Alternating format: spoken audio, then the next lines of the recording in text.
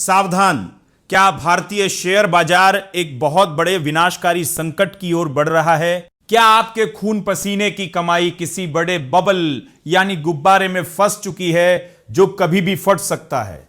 आज की यह रिपोर्ट हर उस छोटे निवेशक के लिए खतरे की घंटी है जो रातों रात अमीर बनने का सपना देख रहा है। एशिया का एक बड़ा बाजार दक्षिण कोरिया आज पूरी दुनिया के लिए एक खौफनाक चेतावनी बन चुका है और डर यह है कि कहीं भारत भी उसी आत्मघाती रास्ते पर तो नहीं चल पड़ा है। दक्षिण कोरिया का बाजार अपने रिकॉर्ड स्तर से करीब 44% तक नीचे गिर चुका है और हाल ही में वहां के कॉस्पी इंडेक्स में सिर्फ एक दिन में 13% की ऐतिहासिक गिरावट दर्ज की गई।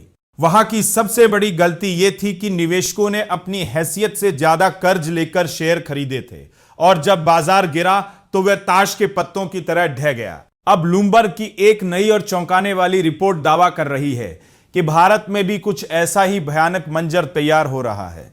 भारत के भीतर इस वक्त उधारी के दम पर निवेश का एक ऐसा खेल चल रहा है जिसे समझना आपके लिए बेहद जरूरी है। भारतीय ब्रोकर्स आज रिकॉर्ड स्तर पर रिटेल निवेशकों को पैसा उधार दे रहे हैं ताकि वे अपनी जेब से नहीं बल्कि कर्ज लेकर शेयर खरीद सके। इसे मार्जिन ट्रेडिंग फैसिलिटी यानी एमटीएफ कहा जाता है। आसान भाषा में समझें तो अगर आपकी जेब में सिर्फ 1 लाख रुपए हैं तब भी ब्रोकर्स आपको अतिरिक्त पैसा उधार देकर 3 लाख, 5 लाख या उससे भी ज्यादा के शेयर खरीदने की खुली छूट दे रहे हैं। जब तक बाजार ऊपर जा रहा है तब तक तो यह मुनाफा कई गुना दिखता है, लेकिन जैसे ही बाजार का रुख मुड़ता है यह कर्ज आपकी जिंदगी की सबसे बड़ी मुसीबत बन सकता है।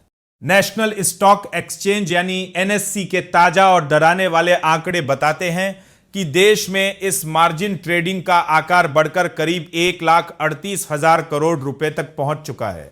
सबसे ज्यादा हैरान करने वाली बात यह है कि सिर्फ 1 साल के भीतर इस उधारी के कारोबार में 50% की भारी बढ़ोतरी देखी गई है। नए जमाने के डिजिटल ब्रोकर्स और मोबाइल ऐप्स ने कर्ज लेना इतना आसान बना दिया है कि युवा निवेशक बिना किसी डर के भारी भरकम दांव लगा रहे हैं। लेकिन असली चिंता की बात यह है कि यह उधारी का पैसा रिलायंस, एचडीएफसी बैंक या इंफोसिस जैसी मजबूत कंपनियों में नहीं जा रहा है। रिपोर्ट के मुताबिक यह पैसा उन छोटे और कम लिक्विड वाले शेयरों में झोंका जा रहा है जो सोशल मीडिया, टेलीग्राम चैनलों और तथाकथित फिन इन्फ्लुएंसर्स के जरिए चर्चा में लाए जाते हैं। लोगों को अगले मल्टीबैगर का सपना दिखाकर फंसाया जा रहा है, जबकि हकीकत यह है कि इन शेयरों से विदेशी निवेशक लगातार दूरी बना रहे हैं।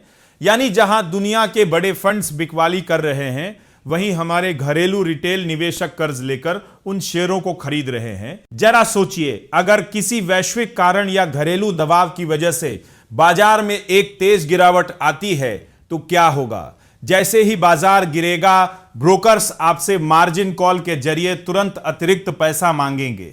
अगर आपके पास देने के लिए पैसा नहीं हुआ तो ब्रोकर्स का ऑटोमेटिक सिस्टम बिना आपसे पूछे आपके शेयर बेचना शुरू कर देगा। जब लाखों निवेशकों के साथ एक साथ ऐसा होगा तो बाजार में बिकवाली का ऐसा सैलाब आएगा जिसे रोकना नामुमकिन होगा, खासकर उन छोटे शेयरों में जहां पहले से ही खरीदार कम होते हैं। दक्षिण कोरिया में भी यही हुआ था, जहां लिवरेज यानी कर्ज का बोझ बाजार के ढहने की मुख्य वजह बना। हालांकि भारत में सेबी ने ऑप्शंस ट्रेडिंग के नियम सख्त किए हैं, लेकिन चतुर ट्रेडर्स अब ऑप्शंस को छोड़कर कैश मार्केट में इसी कर्ज के जरिए बड़ा दांव खेल रहे हैं, जिसका मतलब है कि जोखिम कम नहीं हुआ बल्कि उसने अपना चेहरा बदल लिया है। इस वक्त भारतीय बाजार के सामने महंगाई, कमजोर होता रुपया, ऊर्जा की ऊंची कीमतें और ब्याज दरों में बढ़ोतरी जैसे कई बड़े जोखिम खड़े हैं। ऐसे में अगर आप भी सिर्फ तेजी को देखकर कर्ज लेकर निवेश कर रहे हैं तो रुकिए और सोचिए। शेयर बाजार में लिवरेज आपकी कमाई को जितनी तेजी से बढ़ा सकता है उतने ही बेरहमी से आपकी पूंजी को स्वाहा भी कर सकता है। दक्षिण कोरिया का संकट हमें याद दिलाता है कि बाजार की हर तेजी हमेशा नहीं रहती और जो निवेश उधार की बैसाखियों पर टिका होता है वह सबसे पहले गिरता है। सावधान रहें, सुरक्षित रहें और केवल अपनी समझ और असली पूंजी के दम पर ही निवेश करें, क्योंकि यह बाजार किसी का सगा नहीं है। अगर आपको यह जानकारी महत्वपूर्ण लगी हो और आप चाहते हैं कि ऐसी खबरें औरों तक भी पहुंचे तो अपनी राय हमें कमेंट बॉक्स में लिखकर जरूर बताएं और हमारे टेकनेट इंडिया चैनल को अभी सब्सक्राइब करें और बेल आइकन दबाना बिल्कुल न भूले। बने रहिए हमारे साथ। ये वीडियो सिर्फ एजुकेशनल मकसद के लिए है। इन्वेस्ट करने से पहले कृपया अपने फाइनेंशियल एडवाइजर से सलाह लें। नमस्कार, धन्यवाद।